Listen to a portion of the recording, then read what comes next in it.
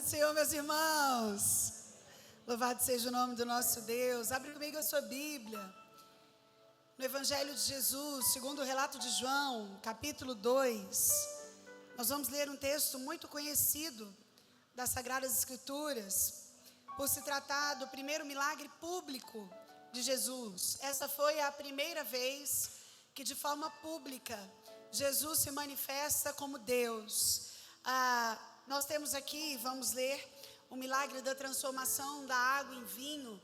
E ainda hoje ele nos revela uma verdade absoluta acerca da pessoa e dos atributos de Deus. Somente Deus tem poder sobre substâncias. Somente Ele pode fazer água virar vinho.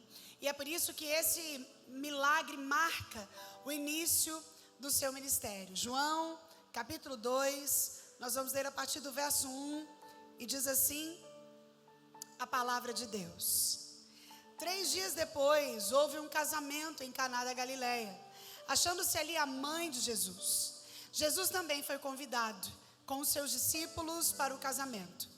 Tendo acabado o vinho, a mãe de Jesus lhe disse: eles não têm mais vinho. Mas Jesus lhe disse: mulher, que tenho eu contigo? Ainda não é chegada a minha hora. Então ela falou aos serventes: fazei tudo o que ele vos disser. Estavam ali 6 talhas de pedra que os judeus usavam para as purificações, e cada uma levava 2 ou 3 metretas. Jesus lhes disse: enchei de água as talhas. E eles as encheram totalmente. Então lhes determinou: tirai agora e levai ao mestre-sala. Eles o fizeram. Tendo o mestre-sala provado a água transformada em vinho, não sabendo de onde viera, se bem que o sabiam os serventes que haviam tirado a água, chamou o noivo e lhe disse: todos costumam pôr primeiro o bom vinho, e quando já beberam fartamente, serve o inferior. Tu, porém, guardaste o bom vinho até agora. Com este, deu Jesus princípio aos seus sinais em Caná da Galileia. Manifestou a sua glória, e os seus discípulos creram nele. Depois disso, desceu ele para Cafarnaum, com a sua mãe, seus irmãos e seus discípulos, e ficaram ali não muitos dias. Vamos orar mais uma vez? Senhor, nós te adoramos, Pai. Bendizemos o teu nome na beleza da tua santidade. Agradecidos pelo privilégio que o Senhor nos dá, uma vez mais, de nos reunirmos como igreja do Senhor, neste lugar, para ouvir a tua palavra, para meditar nela, para render ao Senhor honra, glória, louvor que te são devidos. Obrigada, Pai, por esse privilégio. Nessa hora, meu clamor é que o Senhor continue falando conosco. Pai, eu sei que o Senhor tem falado desde o início dessa reunião, mas agora nós abrimos a tua palavra santa e sabemos que dela emana poder, transformação, cura, alívio, direção, exortação, libertação. E a minha oração é que ela, pregada e exposta, possa ir de encontro à necessidade de cada um que o Senhor mesmo trouxe aqui na noite de hoje. Quanto a mim, mais uma vez confesso a minha completa dependência do Senhor para ministrar a tua palavra. Ó Pai, que somente a tua voz seja ouvida no nosso meio. Fala com a tua igreja, Senhor. É a nossa oração no nome santo de Jesus o Cristo. Amém. Se você é adepto de ler notícias ou de passear pelas redes sociais, você não ficou no dia de ontem até hoje, ou desde sexta, sem ver alguma notícia sobre as Olimpíadas de 2024, que estão acontecendo na chamada Cidade Luz, Paris. Se bem que Paris ontem, sendo Cidade Luz, viveu um apagão, né? E você certamente viu alguma notícia sobre uma das partes da grande abertura dos Jogos Olímpicos, nas quais o mundo todo está ali de olho, observando, vendo a beleza do esporte e tudo aquilo que a gente espera que aconteça numa Olimpíada. Mas fomos não surpreendidos, porque você que se achou surpreendido, querido, das duas uma, ou está pouco informado, ou está pouco ligado naquilo que verdadeiramente está acontecendo no nosso tempo. Se você é membro daqui da Deilare, você já me viu falar do marxismo cultural. O marxismo cultural, ele não é uma agenda francesa exclusivamente. Mesmo sendo a França um país que dizem os estudiosos, em menos de 10 anos, serão 100% muçulmanos, a França ocupa o ranking dos países que estão evoluindo e crescendo assustadoramente nessa religião. E eu quero só fazer um parênteses, lembrando aqui a você como uma mulher muçulmana tem de 9 a 14 filhos em média, porque os muçulmanos sabem que a melhor forma de fazer a religião crescer e proliferar é criando muçulmaninhos. É por isso que você, mulher cristã, não pode achar legal, bonito e ficar com muita preguiça de ter filhos. Porque sim, e é isso que eu quero abordar com você daqui a pouco, tudo aquilo que nós precisamos combater começa no seio de famílias fortes. O marxismo cultural é uma agenda que se materializa na abertura dos jogos. E eu já disse a você aqui que ele está de roupagem nova. As nações flertam com ele, porque agora a questão não é a de conquista pela força, mas é por uma infiltração na cultura. Entendendo isso, não há plataforma melhor de divulgação dessas ideias e dessas ideologias do que um cenário de abertura dos jogos como ali. Eu quero rapidamente te lembrar quais são as máximas que o marxismo cultural traz por trás das suas ideologias. Em primeiro, a desconstrução da família tradicional, que é muito do que a gente viu ali, naquela cena que choca nas Olimpíadas. Porque a família tradicional é a última fronteira de resistência a qualquer regime que quer domesticar a consciência. Porque enquanto a minha e a sua família forem fortes, enquanto a minha e a sua família forem um lugar discipulado e de transferência de cajado, ela está protegida. Agora, se eu deformo a família tradicional, se eu bagunço a instituição chamada família, toda a domesticação de consciência que espreita a liberdade e impõe a ditadura, alcança o seu lugar. A única forma de destruir a família é corrompê-la. E é por isso que cenários como aquele das Olimpíadas fazem isso com uma maestria. A segunda ideia do marxismo cultural, que é essa agenda global, é a oposição à religião cristã. Então, não preciso dizer mais nada. Porque ali naquela mesa, eles não faziam oposição nenhuma a Kardec. Eles também não faziam oposição a religiões de matriz africana. Eles também não faziam oposições nenhuma ao islamismo. Porém, de forma escancarada, existe uma oposição à religião cristã. E você precisa entender por que isso acontece. É porque a religião cristã foi chamada por Marx de ópio do povo. Ele sabia que enquanto os indivíduos forem fiéis a Deus, eles jamais se curvariam diante de um Estado ateu. E é justamente por isso que países como a França, tendo sido berço de grandes reformadores, é hoje um país que apostata da fé. Por quê? Porque a destruição do cristianismo faz com que o cenário para um Estado ateu seja montado. Hoje eu li a entrevista de um dos membros da comissão que elaborou a abertura dos jogos, e ele disse, olha, a nossa intenção jamais foi fazer nenhuma afronta ao cristianismo. Em momento nenhum. As nossas intenções foram muito mais promover a paz e lembrar os valores da nossa nação. Então está escancarado ali. O cenário, quando nós combatemos a religião cristã, as pessoas se curvam ao Estado ateu, e é por isso que acabar com a fé cristã é o grande ideal de todo regime comunista. Terceira coisa que o marxismo traz, você precisa se lembrar, é a manifestação ou a apologia à ideologia de gênero. Por quê? Porque a ideologia de gênero atenta contra a ciência e contra a fé cristã.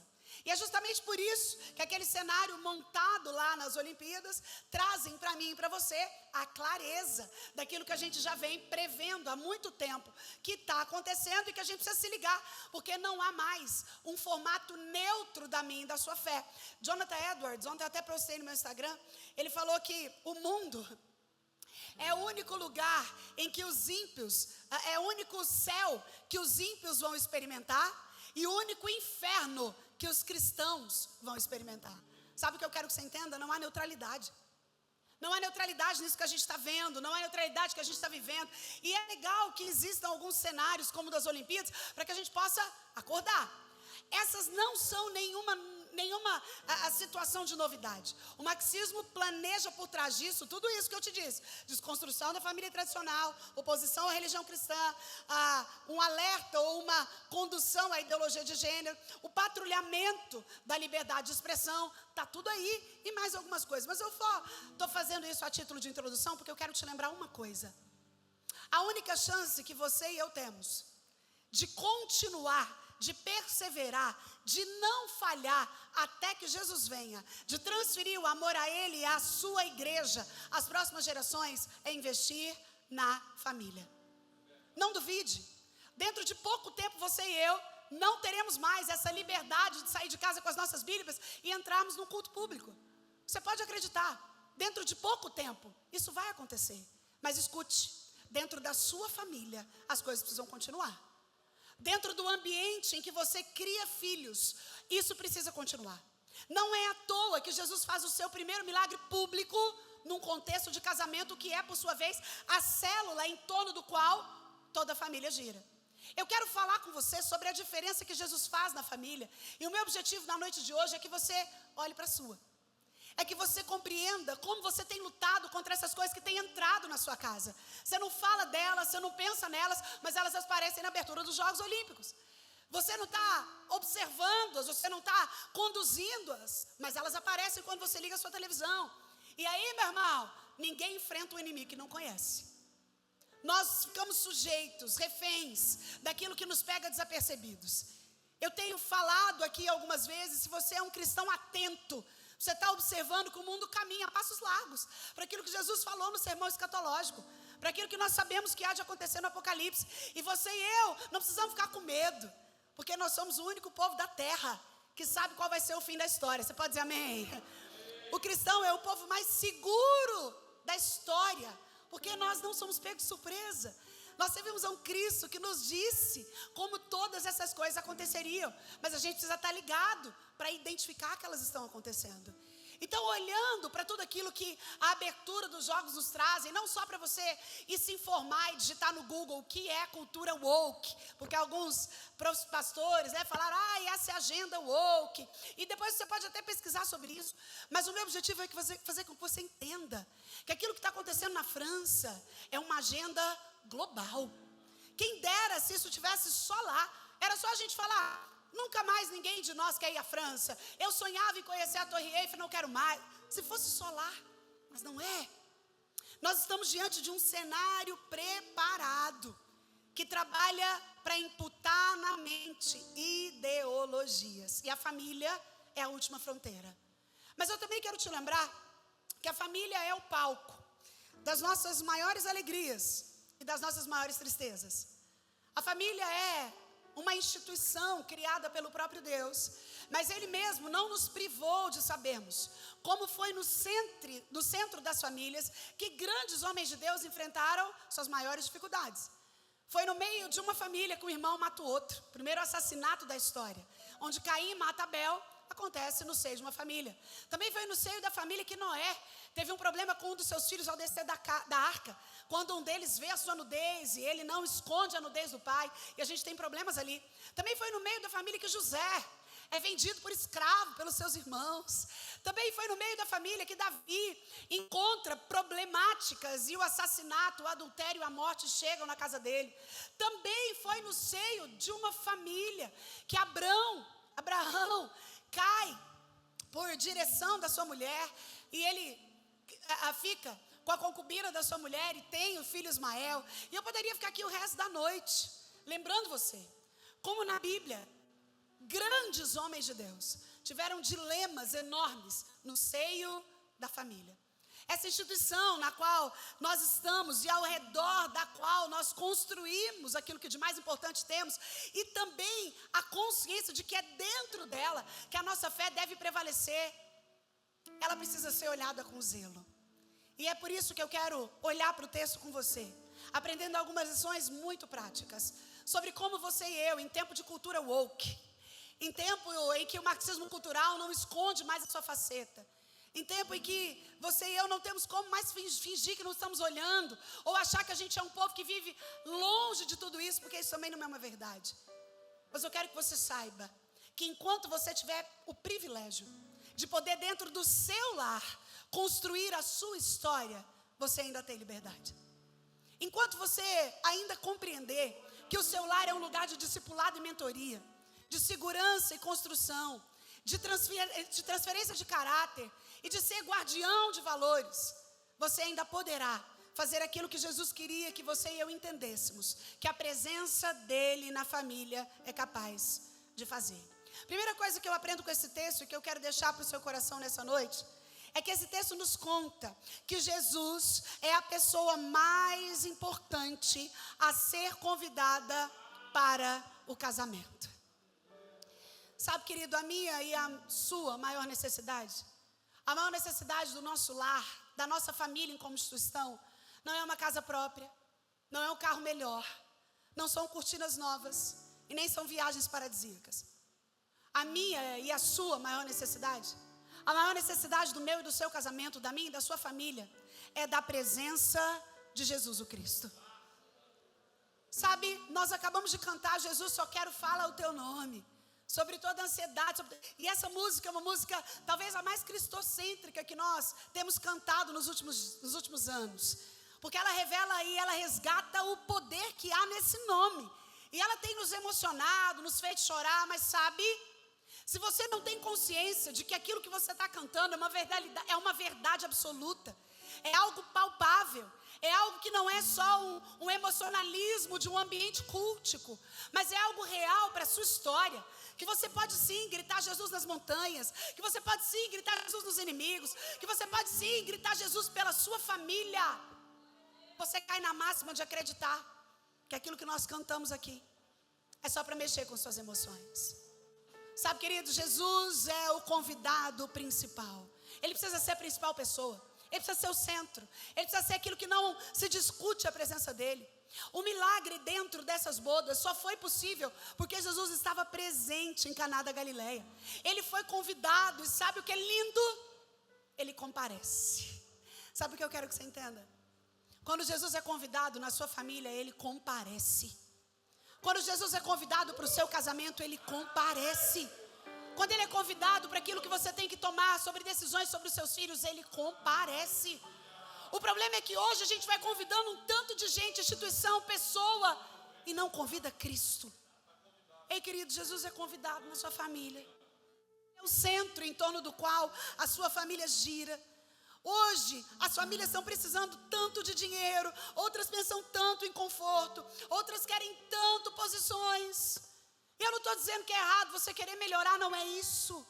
Eu estou dizendo que você querer melhorar sem entender o que te melhora é uma defraudação da realidade. Eu estou querendo que você entenda que todas essas coisas sem Cristo são só coisas. Jesus precisa ser o primeiro convidado. Ele é a pessoa mais importante. Ele é o centro. Quando Jesus é o centro de uma família, o amor a Ele é cultivado ali.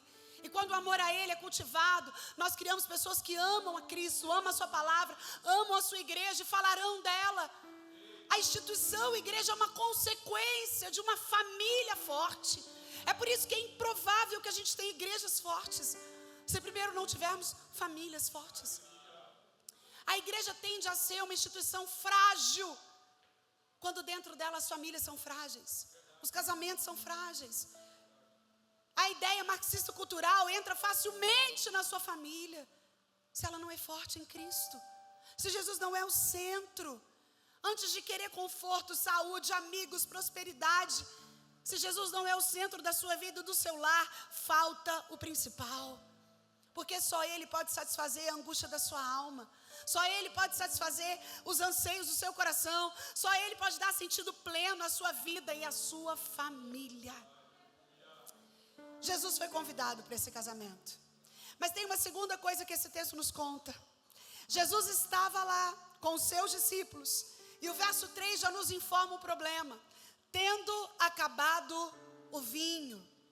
Deixa eu te falar uma coisa. Os casamentos aqui na Palestina, eles duravam 5, 6, 7 dias. As pessoas ficavam ali vários e vários dias naquelas festas.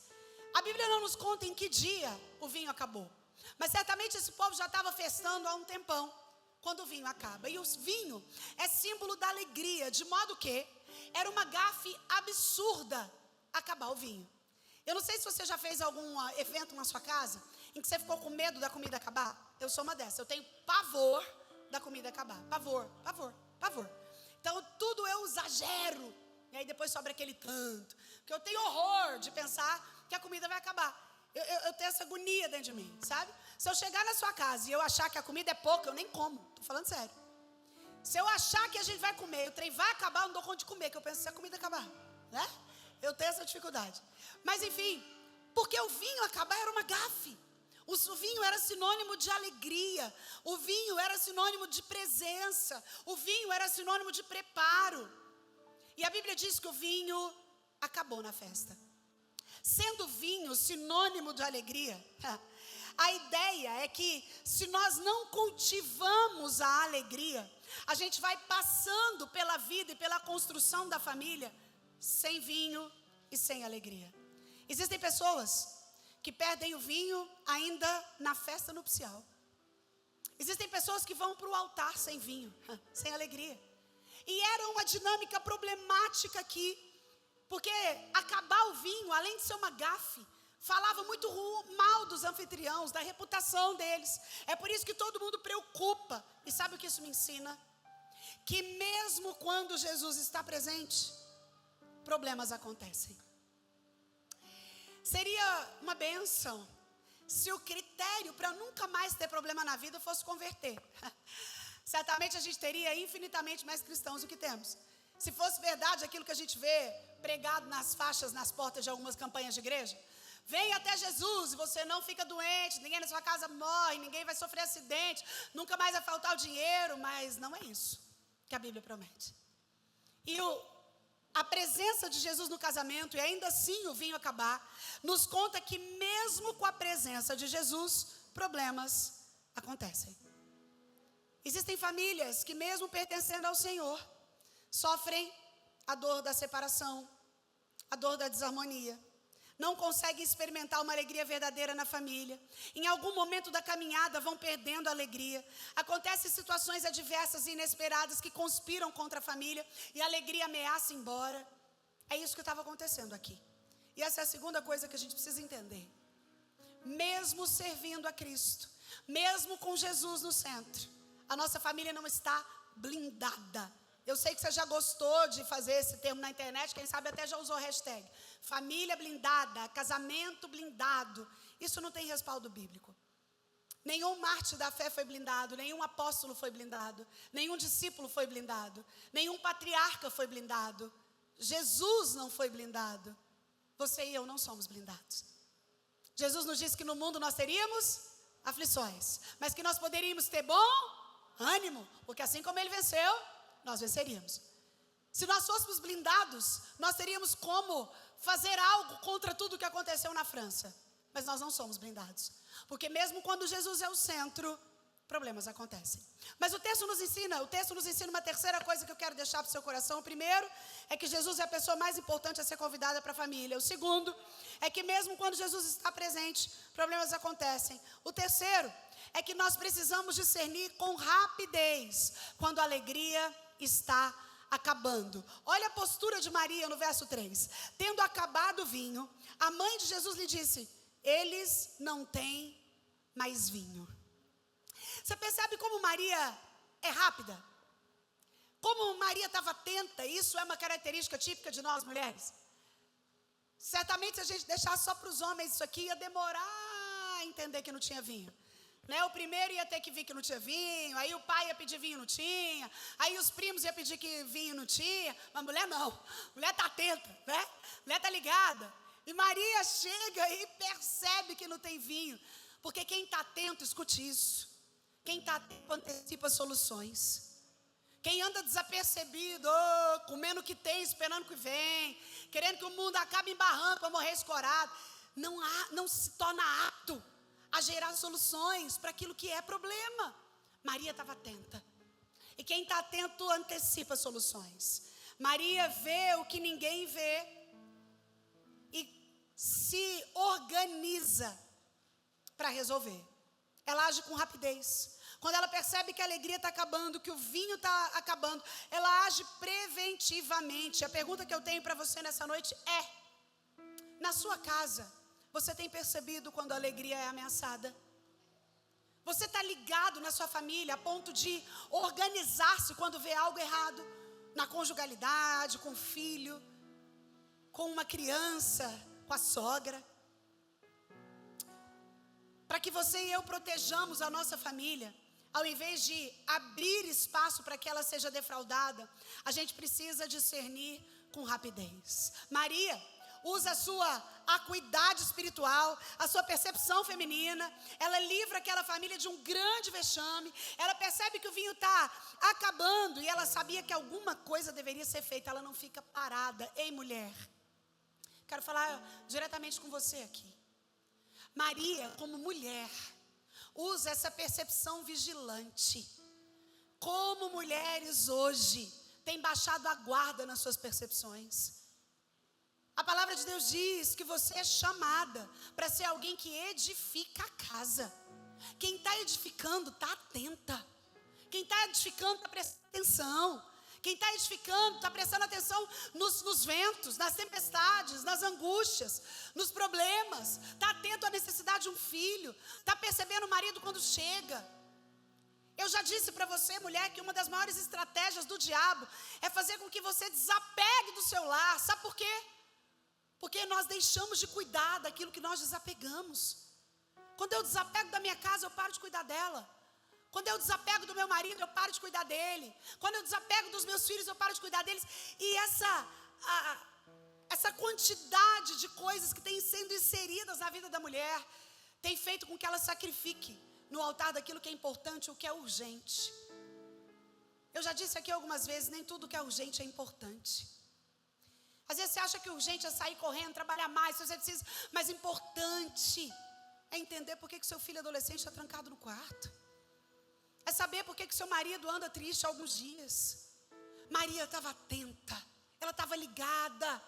E nós que vivemos nesse mundo, querido, em que não há neutralidade, porque a luta é contra a mente, é contra a ideologia. Querem entrar na mente dos seus filhos, na mente do seu marido. E se você não está ligada, você perde o time. Porque só quem está ligado se prepara. Maria estava preparada. Ela age preventivamente. Ela não deixa o tempo passar. Porque tem gente que quando deixa o tempo passar, quando vai buscar ajuda é tarde demais. Sabe uma das coisas que a gente mais vê no consultório, trabalhando com comportamento humano? Principalmente na vida, quando a gente fala de conjugalidade, é assim: ô Sara, eu não vi isso acontecendo. Eu não percebi que essa mulher estava triste. Eu não vi que ela estava acuada. E a mesma coisa a mulher, eu não notei que o homem estava desligado. Eu não percebi que ele estava distante. Essa semana eu conversando com uma paciente que está enfrentando um caso difícil de adultério. Ela falava comigo assim: Sara, o maior susto da minha vida foi ver que esse homem tinha feito isso comigo. E eu dizia a ela: provavelmente vocês se desconectaram há muito tempo, só que você não percebeu. Nenhum casamento, nenhum pecado acontece de forma automática. Eu estou aqui, trair. Não é assim que funciona. Primeiro a gente se desconecta. Mas se você está desligado, você não percebe a desconexão. Se você não está antenado, você não vê o outro indo para distante. Se você não está atento, você não percebe que cada um está caminhando numa reta. Ei, querido, nós precisamos estar atentos. E eu não estou falando só de problemas de adultério.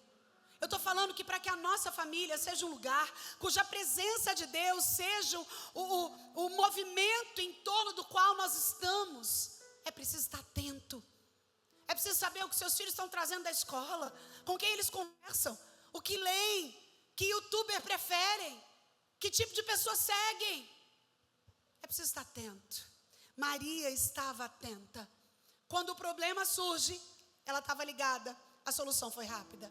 Quarta coisa que eu aprendo com esse texto e que eu quero deixar para o seu coração, para nós sermos capazes de combater todo tipo de ideologia que vem contra as nossas famílias. Quarta coisa que a gente aprende aqui é que Maria recorre à pessoa certa. na hora da crise. Olha aí o verso 4, o verso 3 ainda. Tendo acabado o vinho, a mãe de Jesus lhe disse, ou seja, disse para ele. Veja, ela poderia ter ido ao maître, ela poderia ter falado com o garçom, ou melhor, ela poderia ter falado com o pai do noivo, ela poderia ter falado com o dono da festa, ela poderia ter procurado outras pessoas, mas ela vai até Jesus, ela vai em quem pode auxiliá-la. E aqui eu elenco duas características dela, que você e eu precisamos também imitar. Ela foi prudente e ela foi discreta. E querido, aquilo que acontece na proteção da nossa família precisa de prudência e discrição. Tem gente que conta tudo que vive na família, sai contando, conta os podres dos filhos, conta as falhas do marido, conta o problema da mulher.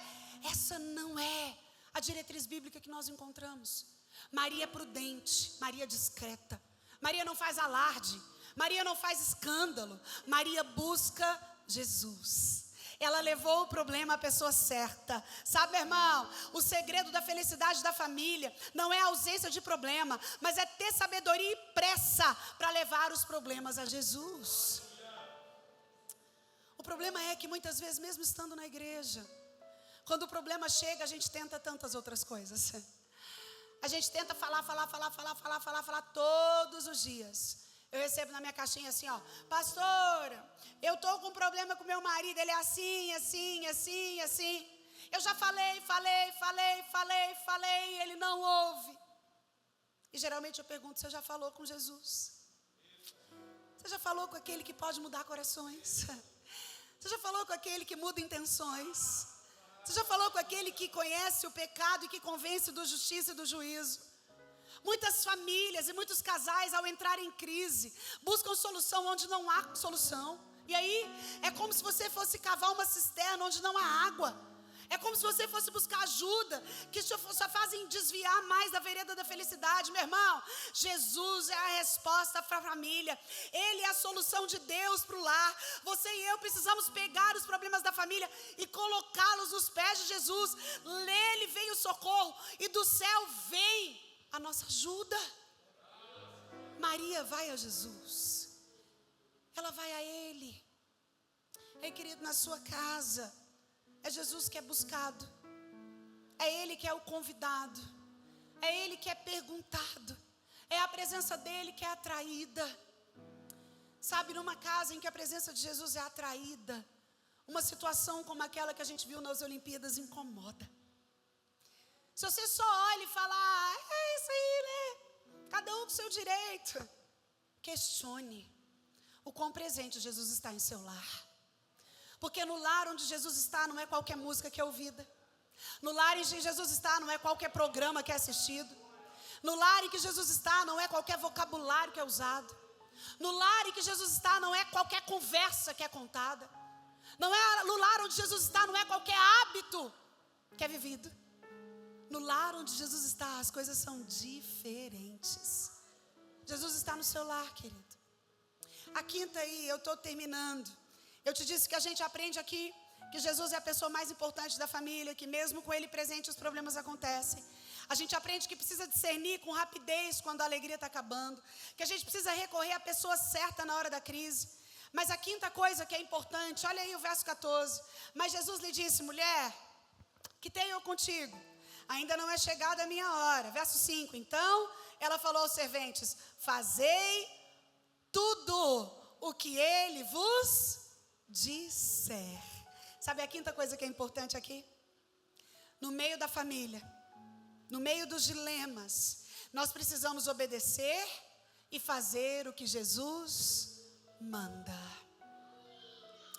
Maria, tem gente que olha para esse texto e fala, Jesus foi grosso com ela. Mulher, essa tradução do grego não tem a conotação que a gente tem, como se fosse um filho falando com uma mãe. Vamos supor que o Paulo Pedro, eu fosse falar alguma coisa para o Paulo Pedro, meu filho, e ele falasse, mulher. Se alguém escutasse, ia falar, nossa, desrespeitoso. Essa não é a conotação. A tradução do grego aqui para o português, ela traz uma deficiência. Essa palavra era respeitosa, era honrada. Não que Jesus colocasse-a num lugar diferente, destacado, mas ele se refere a ela com pudor e honra. Ela, por sua vez, olha para os serventes e fala, fazei tudo o que Ele vos disser. Sabe, meu irmão, Jesus em seguida dá uma ordem. Ele olha para aqueles serventes e manda eles encherem de águas as talhas. A ordem parecia absurda. E aqueles serventes podiam ter questionado. Eles iam poder dizer, você não entendeu, nós precisamos de vinho, não é de água não. A gente precisa, é a alegria que está acabando, não é outra coisa. A gente está precisando não é de água, o que está faltando é vinho. Mas a gente aprende uma coisa aqui.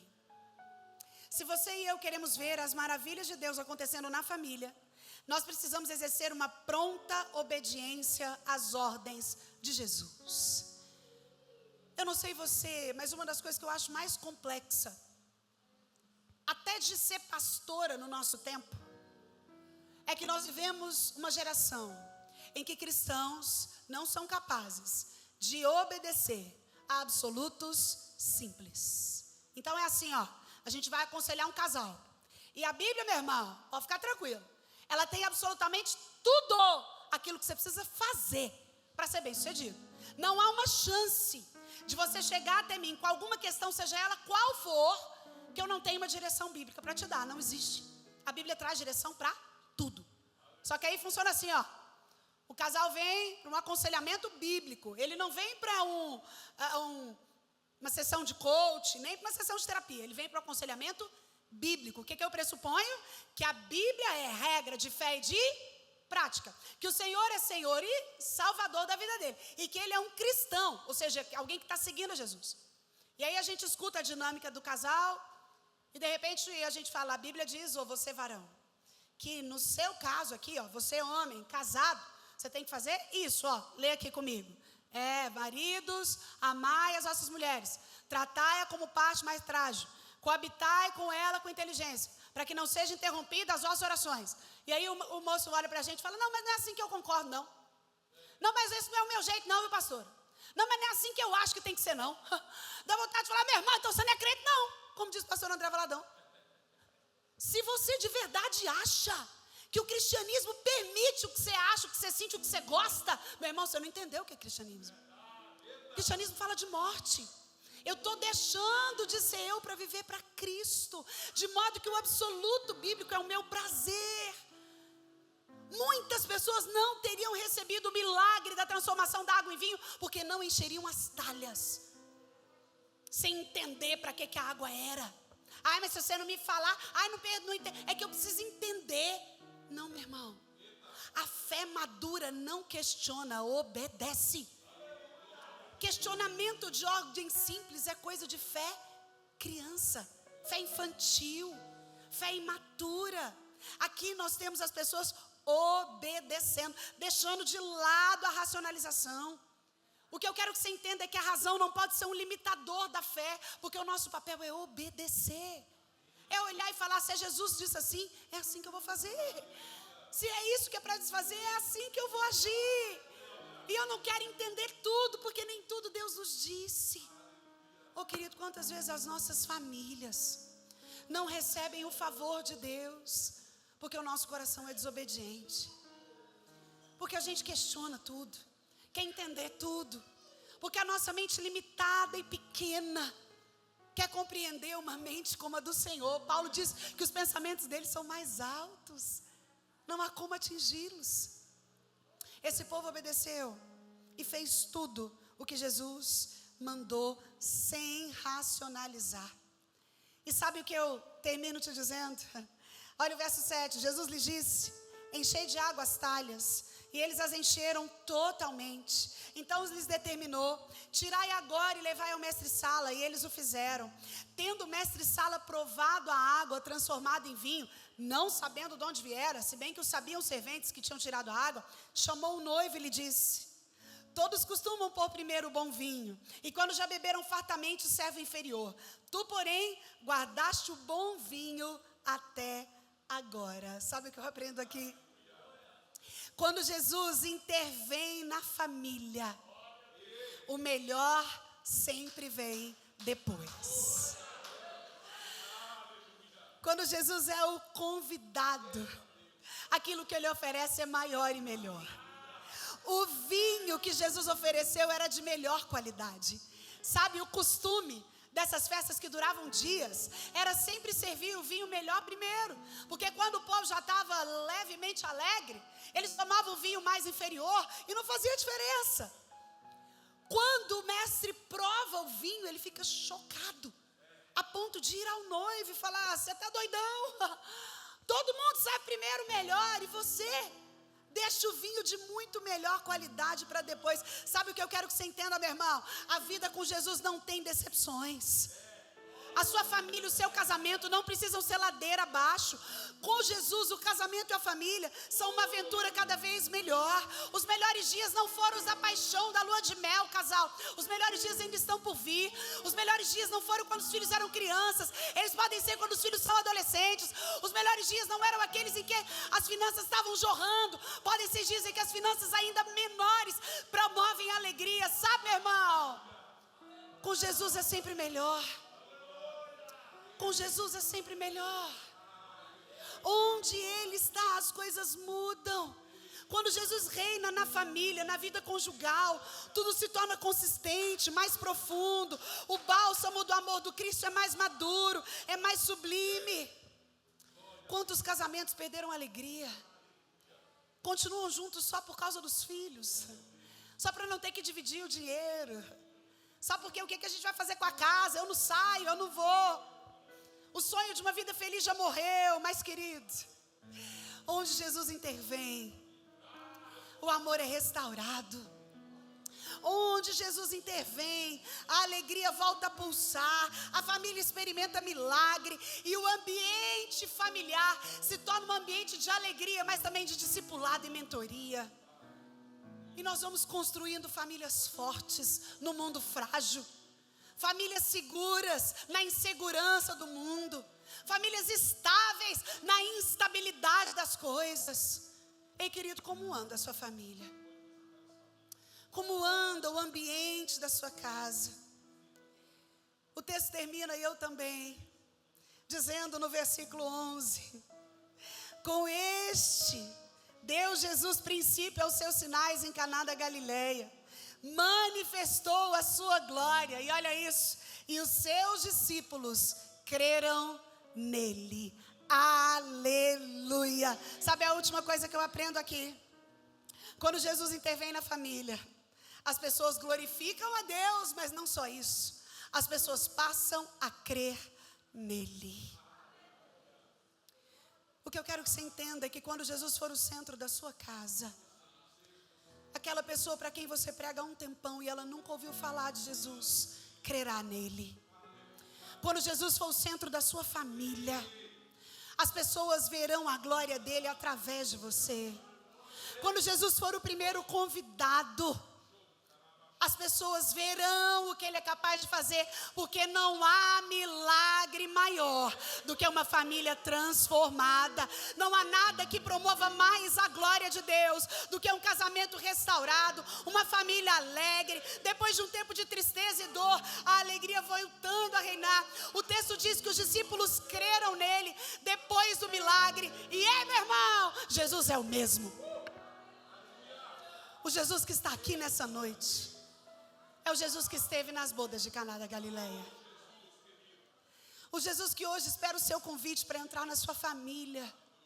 É o Jesus que disse sim ao ser convidado para as bodas de Caná da Galileia.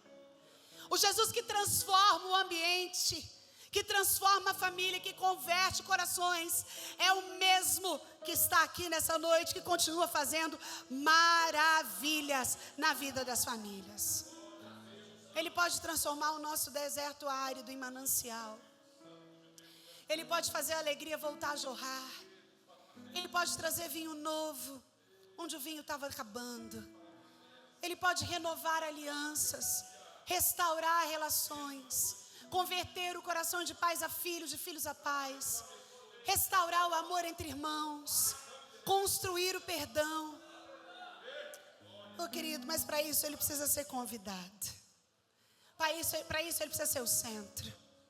O núcleo da nossa família precisa ser um lugar onde Jesus tem prazer em estar, onde o Espírito Santo dele habita. Você pode se colocar de pé em nome de Jesus?